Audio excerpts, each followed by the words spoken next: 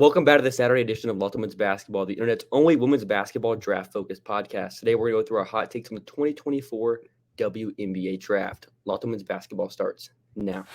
Ogunbowale for the win.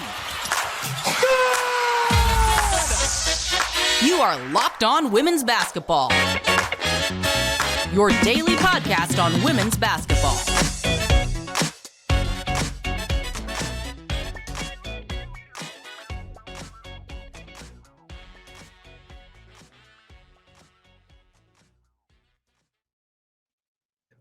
Welcome. You are Locked On Women's Basketball. Thanks for making us your first listen every day. We are free and available wherever you get your podcast and on YouTube. My name is Hunter Cruse, and I'm your Saturday host, covering the WNBA Draft and prospect scouting.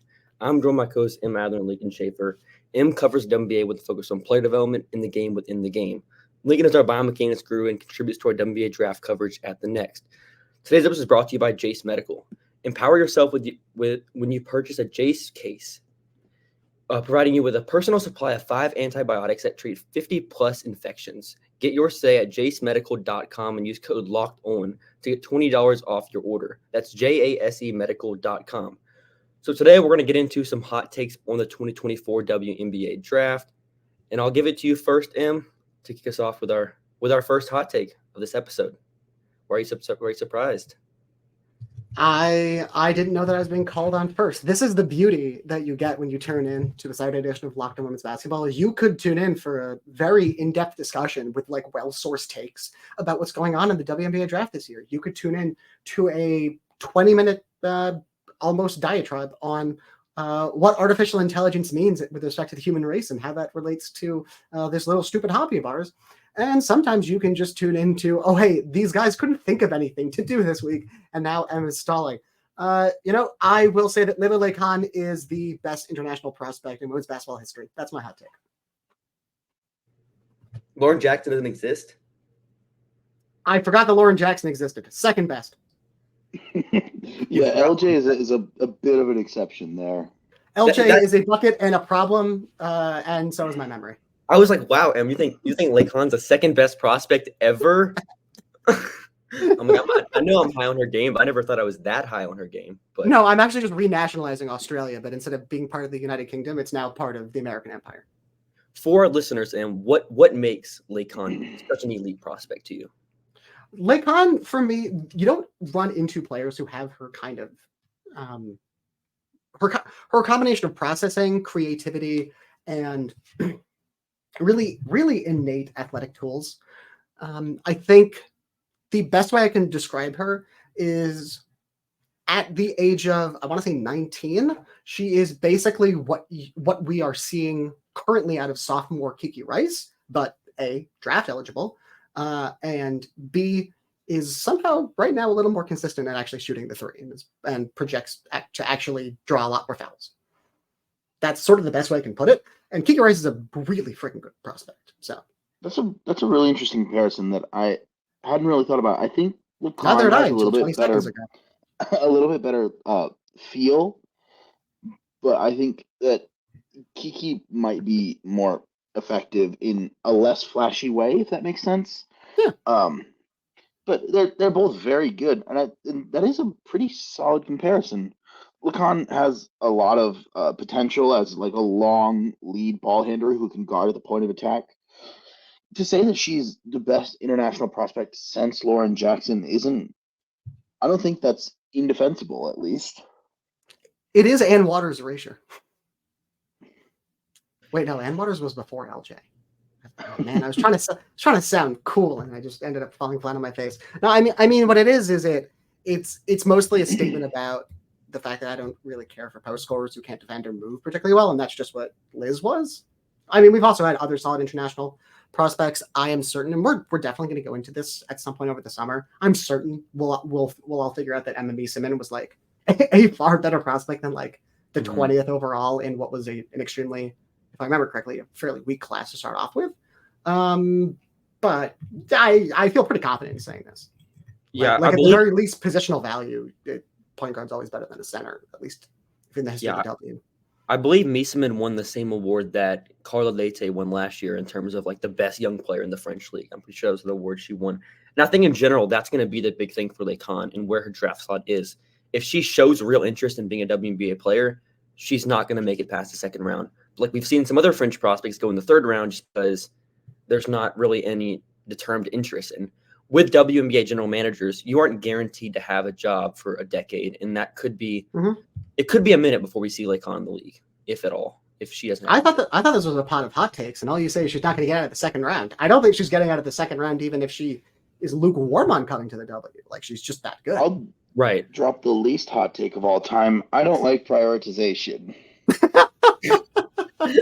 Because it means we don't get to see Emma Meeson in the WNBA. We don't get to see probably Gabby Williams, Maureen Johannes.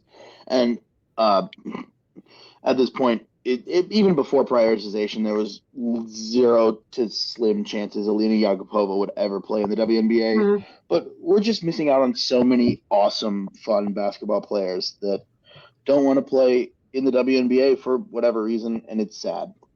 Well, part of that was, I mean, like you mentioned with her, like Maria Vadiva, Raquel Correa. There's someone else who I was thinking of a second ago. I've already forgotten. But like, even without prioritization, you know, we have these group players, which I think Emma Meeson had a pretty strong chance of falling into anyway, where you're making enough money overseas that, you know, you don't really like have to come to the States if you don't want to. Like, just because of the way the calendar works and where your family is situated, like, you know, this isn't quite like Kennedy Burke, I think, is the most obvious victim of prioritization. She's, I think at least we can say that she is at this point the poster child for, you know, very good players who get sort of cut out by it. You know, if you would otherwise sort of be on the fence, it's pretty easy to make a decision there. We'll see more of those in the next couple of years. But, you know, I think when it comes to those players particularly, like even before prioritization, they weren't coming over. You have to make it financially worth their while. You have to make it financially worth Alina Yakupova's while to say, you know, the money is going to be, if not better than, close enough to what you're getting over in Euro. It has to be close enough that like that you can actually consider the difference in the prestige of Euro versus the WNBA to actually matter. Like no one's going to be playing in the second best league in the world, and like pretty easily the second best league in the world, if the money's decently close, unless they have like super strong ties to family. Do you have your first hot take, Lincoln? Yeah, I have one this is probably not actually a very hot take, but my take is that this is the best guard class in WNBA history. We've basically never seen 2 guard prospects that are at the level that Paige Beckers and Caitlin Clark are at right now. Certainly not in the same class. Know. Right, certainly not in the same class. We don't know if they're both going to be coming out, but even once you get past Clark and Beckers, there's a whole lot of really interesting guard depth in this class that are like players that are maybe 1 or 2 skills away from approaching like high-level starter levels in the WNBA. There's a lot of depth at the guard position in this class, along with the high-end talent of Caitlin Clark and Paige Beckers that we see obviously at the top of this class. I think it's probably fair to say, and you know, no disrespect necessarily to the other classes that have been out there, but I think whether you're emphasizing depth or top-end talent, the contenders for, I guess, then second best class are going to be 01 or 04, right?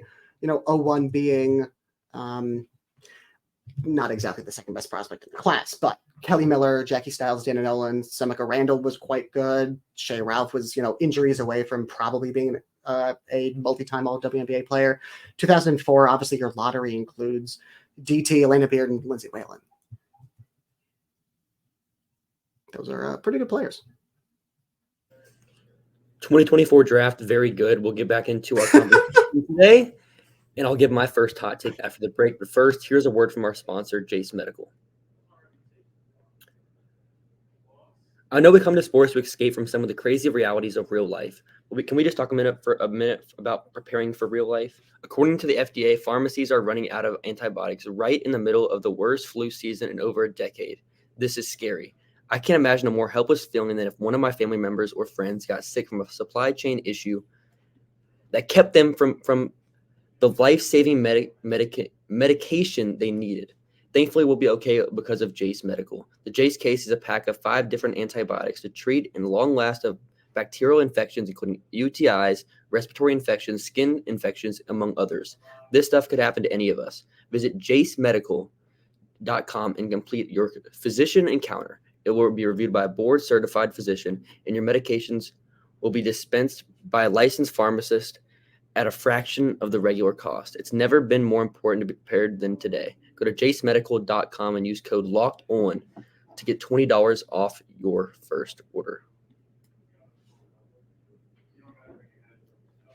I'm your host, Hunter Cruse. Before we get back into our conversation on 2024 WNBA Draft prospects, I want to inform you that Locked On has launched the first ever national sports 24/7 streaming channel on YouTube. Go to Locked On Sports today on YouTube and subscribe today. All right, so I'm going to get into my first hot take here.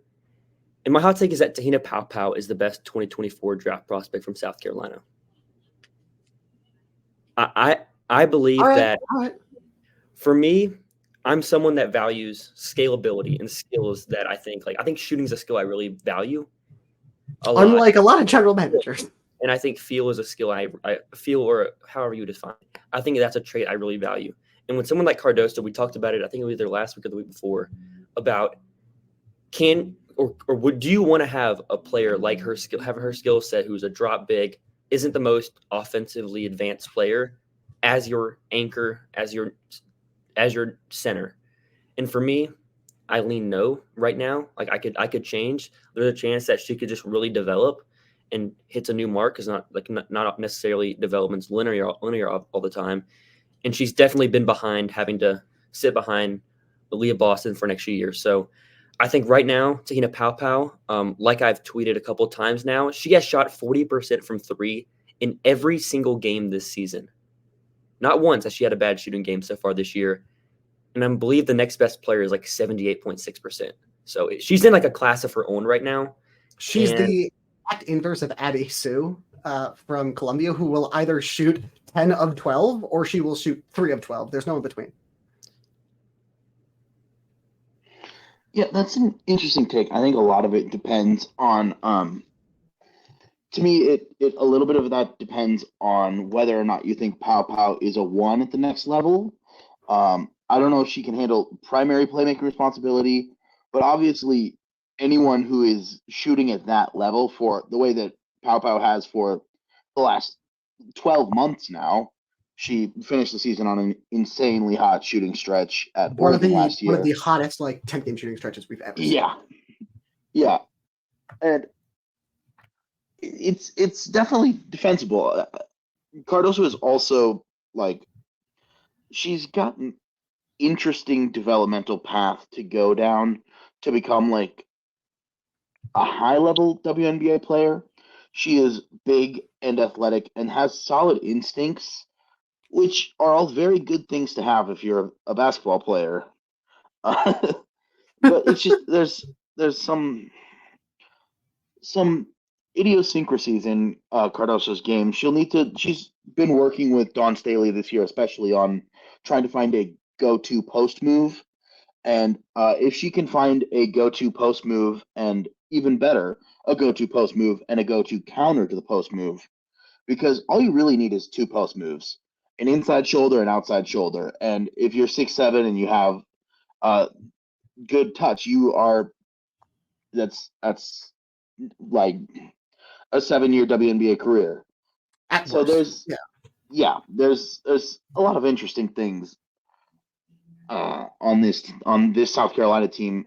Yeah, I mean, for God's sake, Natalie Achane was still a WNBA player for now. Yeah, that caveat, that 2024 draft eligible caveat got me.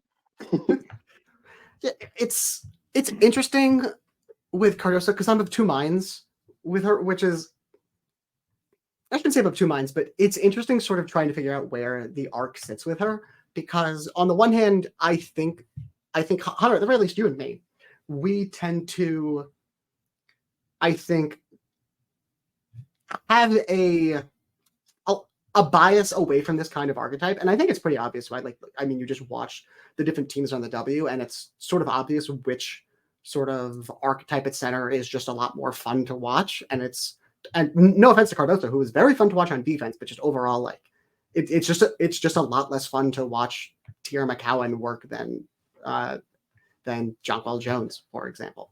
So it's obvious which way you're sort of just inclined to lean there. But I think the setup of the W, at least now, and it's definitely going to change over the next 4 or 5 years as we see players filter out, as we see this sort of new generation come in. But at the very least, Cardoso won 2 contracts. The way she plays is going to be more valuable in the W than it would be if the W was more representative of the high school and college sort of stylistic ranks. I think that presents an interesting challenge in terms of trying to evaluate her within the context of personnel that is different than what she's facing in college, which is sort of weird. But she also, and I've mentioned this before, she's really, really good in sort of subtly surprising ways at solving these complex movement problems that arise when you are that size, but also limited to drop big coverage. And in that sense, it's hard to see where that can't translate, just because there are, that means she's sort of better than she looks in some ways, but it also means that it's a little trickier to define the ceiling there.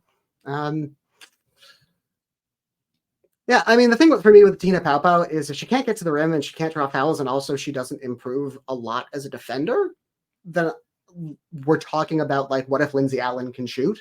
And that's a good player. Don't get me wrong. Is that a lottery pick ever? No, probably not. All right, and what's your second hot take for this episode? My second hot take for this episode is that we are vastly overrating how good a lot of the guards in this draft are.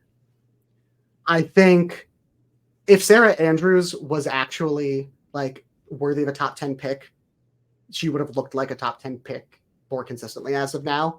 I think if Maddie Shear was going to be able to expand her offensive game more than she has at Kentucky, at the very least, she would not be shooting 5 of 15 against teams like Vanderbilt and Florida. I think I think Hannah Jump's probably hit her defensive ceiling in a way that's a little unfortunate because of how much I like her. But that's just not going to play in training camp. I think we've seen what's happened with Celeste Taylor, with the other Taylor, Sydney Taylor. We've seen Jewel Spear. There's just a lot of guards who I think we were hoping for a step forward from, who just haven't taken a step forward. And I think at the end of the day, what you're looking at is you're looking at the top 2 point guards. You're looking at Lela Leon. You're looking at Carla Leite, who's a tier and a half behind her or so. Charlize Ledger-Walker might be able to finish and might be able to shoot, but we're not sure about that. We love her playmaking, but she's also not a good defender. And sort of beyond them, what are we looking at here? We're looking at JC Sheldon, who's great. We're looking at Georgia Amore, who probably will never be able to be a quality starter in the WNBA because of her height. And then that's really it when it comes to, like, priorities draftees. Yeah, I sort of had a hot take about the guards, and one guard in particular. I had one on Georgia Amore. I think she's closer to being outside my top 15 than being in my top 10. That's my hot take on Amore. I think with Amore, for me, I really worry about her shot diet. I really don't know how it's going to translate. A couple stats on her. She has shot 21% on off dribble threes this year, and she was at 29% last year. She was better as a sophomore, but over the last couple of years, her usage has definitely taken an uptick. And I don't know if the combination between being a small guard, being inconsistent on pull-up threes, and also just not being a great defender, I don't know how that's going to translate to the next level. It could work, and I could be wrong, but it could also be really tough for her to stay and stick with a single team, and she could bounce around a little bit for me. I think in terms of what you're saying with the pull-up shooting, she was a lot better last year. I think it sort of took a hit in the later rounds of the NCAA tournament. And, we want to talk about players who are super consistent from three versus inconsistent. Georgia Amore can sit an entire second half after going 8 of 9 from 3, all pull-ups in the first half, or she can do what she did against NC State. It was really a miracle that she, what she was able to do in the fourth quarter to come out of that, I think speaks to her versatility offensively. But yeah, it all stems from that in the same way it did for, like, early career Steph, which is where, like, you hit the shots to open the drive and to open the layups and to open the dump off passes that you get from drawing help. But, For Steph, he's the greatest shooter of all time. The shooting translates. For Amore, like I said, I think the shooting's going to translate. Like, we're talking about a player who last year, over the last like 2 or 3 months of the season, shot over 40% on double-digit attempts from 3 a game. No one's pretty much ever done that before, and certainly not at the level of difficulty of shot diet she had. I think it's the uniqueness of what she does is going to be the leverage point there for, we just don't have anyone in the league since Diana Taurasi who can do that on that level of volume and also create as much offense in and of themselves as they do from just that skill in a way that it really doesn't even matter who's defending her. But to that point, she has to be able to be hitting those pull-up threes at a really good rate. And she made a jump in terms of being able to do that, not just when the defense was giving it to her, but like actually taking it from the defense last year. It's got to hit. I mean, it's got to hit this year if we're going to talk about her as a bang on first rounder. Yeah, I agree. So after the break, we'll get into our last hot takes on the 2024 WNBA Draft. But first, here's a word from our sponsor. With the basketball season in full swing, you can now pick combo projections across football and basketball from the Specials League, a league created specifically for combo projections that include 2 or more players from different sports or leagues. For example, LeBron James plus Travis Kelce at 10.5 combos of 3-pointers made plus receptions. PrizePicks even offers a reboot policy so that even if one of your players gets injured for football or basketball games, if you have a player who exits the game in the first half and does not return in the second half, that player is rebooted. PrizePicks is the only daily fantasy sports platform with an injury insurance policy. Go to prizepicks.com/LockedOnNBA and use code LockedOnNBA for a first deposit match up to $100. That's code LockedOnNBA at checkout, or go to prizepicks.com/LockedOnNBA for a first deposit match up to $100. PrizePicks is daily fantasy sports made easy.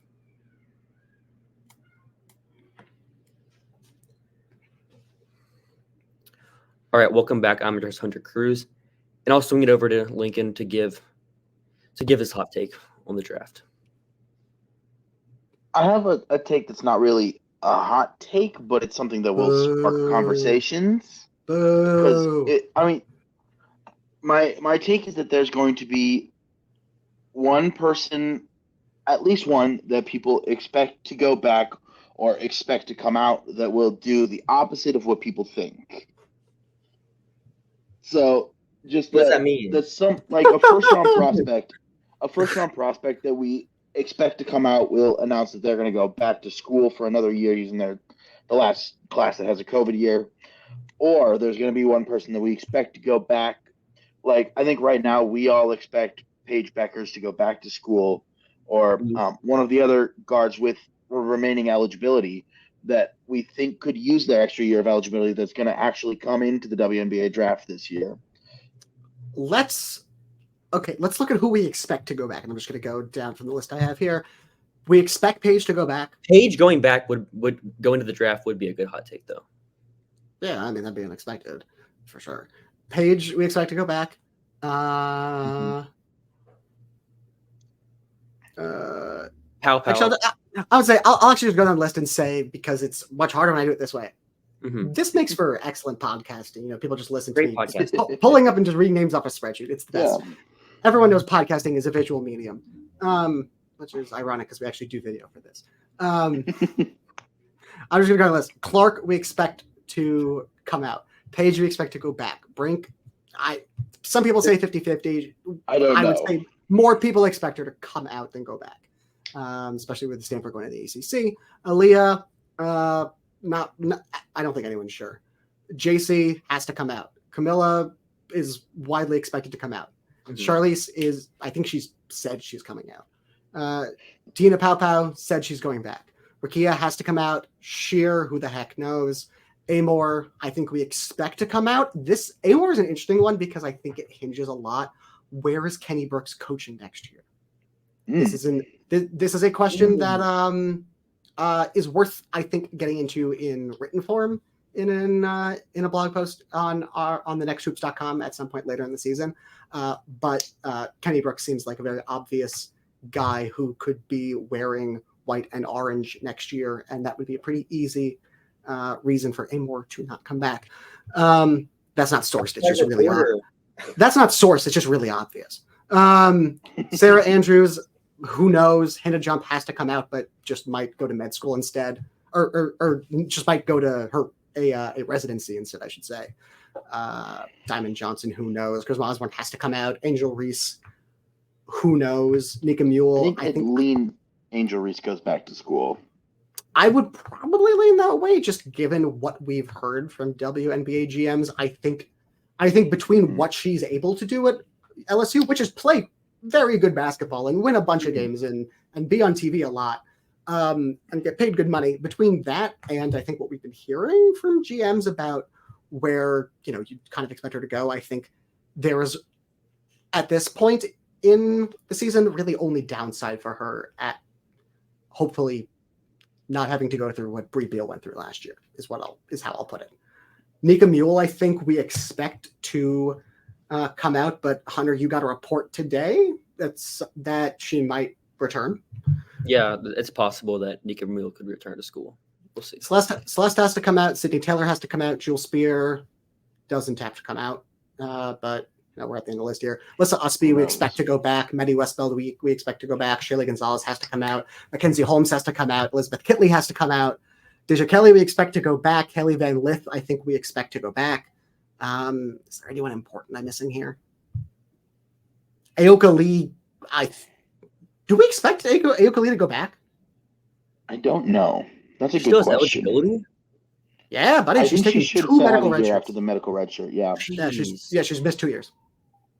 Yeah, which it's good to see her back on the court. And it's always better when people are not hurt. That's my other least hot take of the night. I also add we expect Chloe Moore McNeil to go back to Indiana, and Sydney Parrish has said she is going back to Indiana. Mm-hmm. So that's a very comprehensive list that took up a lot of time on this pod. But it's also a nice primer for those of you who didn't necessarily know that before. Yeah. Do we have any more hot takes today? The last thing that I have written down is that I think that Maddie Shear has a possible chance to be the second best defender in this class. Behind Cameron Brink? Behind Cameron Brink, yep. I was going to be very interested if that was a different name. I had a Cameron Brink. That would have been the hot take. Go for it. I think she's going to be one of the best stretch bigs in the league. And I think she's going to shoot like high 30s from 3. I think that'll depend on what team she goes to.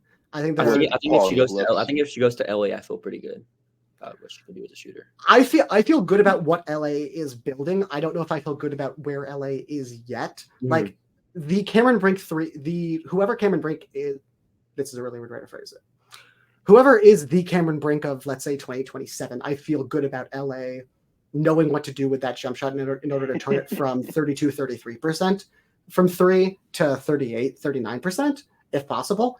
I don't necessarily feel good about that right now, this second, in the same way that I do feel good about Connecticut, about Washington, about Minnesota, about Seattle. I think that's about where I put it there. I'll throw away one last hot take. So again, beyond the Clark Beckers tier, I would say the best 2 offensive players in this draft are probably the worst 2 defenders of any of the legitimate prospects.